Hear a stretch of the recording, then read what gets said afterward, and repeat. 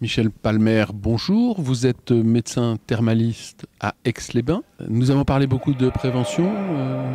Les cures thermales, c'est de la prévention? La cure thermale, c'est surtout de la thérapeutique, hein, comme pour la plupart de la médecine française.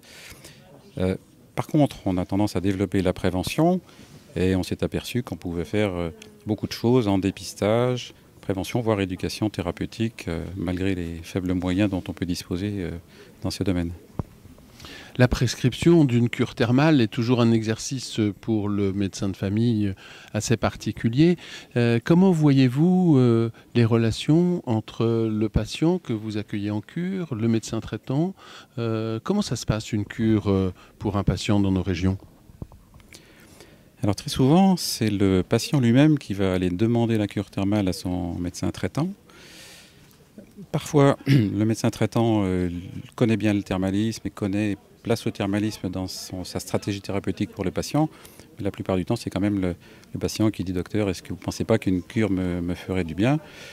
Généralement, le médecin traitant pense qu'on peut attribuer la cure après avoir quand même réfléchi aux problèmes de contre-indication au thermalisme et à la pertinence des soins qui peuvent être donnés. Et puis, il doit aussi orienter le patient dans le choix de sa station thermale et lui raconter un petit peu en quoi consiste une cure thermale, et que ça ne sera pas des vacances aux frais de la sécurité sociale, mais réellement un traitement qui va être un élément important dans sa thérapeutique pour sa maladie.